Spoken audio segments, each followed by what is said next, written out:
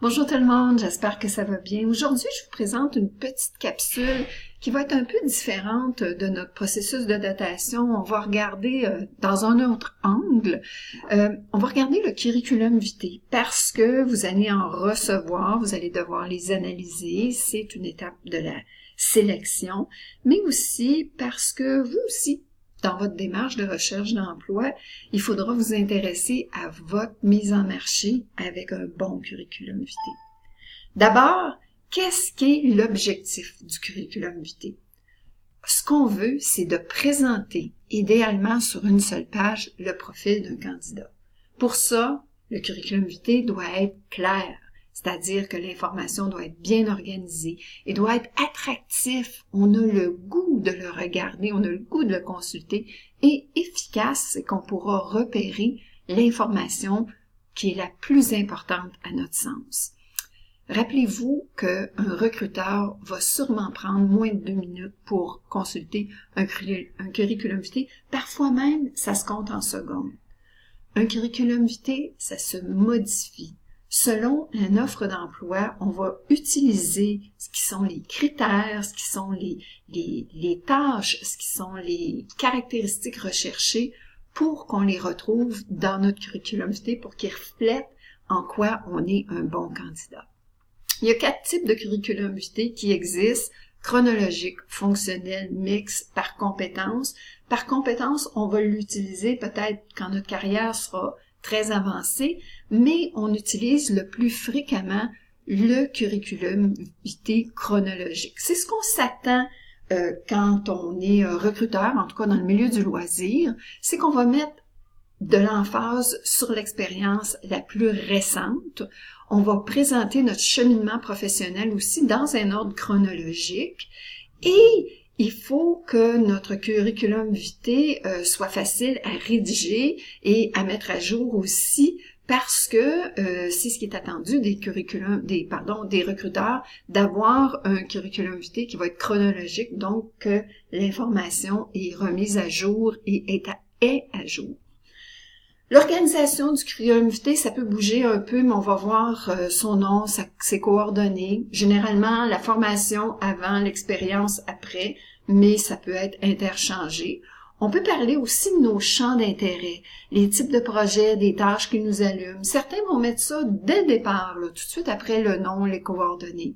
On peut parler d'engagement social, ça pourra se retrouver dans notre expérience, le bénévolat aussi, les activités parascolaires, mais on pourra faire mention dans engagement social des fois des prix qu'on a reçus.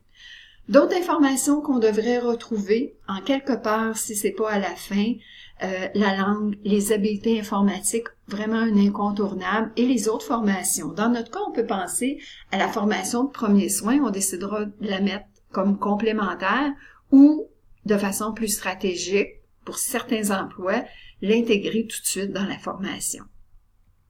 On devrait avoir une formule qui se lit donc de gauche à droite. On a la formation, donc quel est le diplôme, le nom du programme, de quelle institution, et à droite, la date d'obtention. Alors, la date prévue ou la date réelle.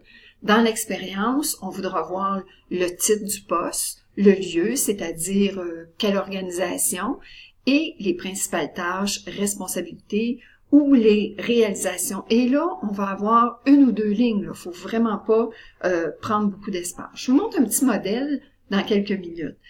Pour décrire une tâche, il faudra être assez précis et je vous mets une série de verbes. Alors, parce que notre tâche va commencer comme ça, par être décrite par un verbe à l'infinitif. Et on en a quelques-uns ici qui décrivent bien le travail de technicien en loisir. On pourra aussi regarder dans nos traits de personnalité. Dès le départ, on voudra peut-être annoncer qui on est. Et voici quelques traits de personnalité sur lesquels on pourrait se définir. Un exemple, comme je vous en parlais, donc j'ai pris un curriculum vitae et j'ai regardé, on a le travail, qu'est-ce que c'était, la fonction, à quel endroit, quelle ville. On a 2 ou 3 descriptions et à droite, on a donc la date. S'il y a de la redondance, on pourrait même, comme on voit monitrice de ski à Whistler et à Ski Bromont, on pourrait même présenter les 2 endroits, les dates et un petit peu plus bas, quelles étaient les tâches. Quand on va analyser un curriculum vitae, on va regarder quelles sont nos exigences attendues pour le poste en question. Est-ce que la formation est pertinente? Lien avec la formation nécessaire pour la fonction. Alors, si on n'a pas étudié en loisir, il faudra peut-être aller compenser avec une expérience plus précise. L'expérience, est-ce qu'elle est pertinente? L'expérience telle qu'elle est décrite dans notre curriculum vitae, là, je reviens encore avec ça, ça doit démontrer quelle responsabilité on a été capable d'assumer, quelles tâches on a fait et quels sont les accomplissements, qu'est-ce qu'on a apporté dans cette organisation-là, dans cette compagnie-là, dans cet organisme-là. Le curriculum vitae aussi va sûrement nous permettre de voir si cette personne-là a pris soin.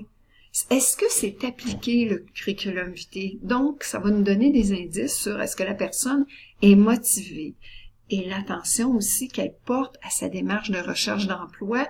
Est-ce qu'il y a des fautes dans le curriculum vitae? Il ne devrait jamais y en avoir. Il faut vraiment prendre soin de bien le reviser. On va parler des fois d'avoir une lettre d'accompagnement qui est un atout, qui est un plus, une valeur ajoutée qui va présenter un petit peu qui on est, pourquoi on est motivé et qui va nous amener, si la personne qui lit, à voir en quoi on est unique. Si on ne sait pas à qui envoyer la lettre, on va peut-être perdre quelques points, donc de là l'importance de vérifier qui est sur le comité, qui est en charge de la sélection, d'identifier son nom, son titre et lui faire une lettre en bonne et due forme. Voilà, je pense que vous êtes prêts. À bientôt!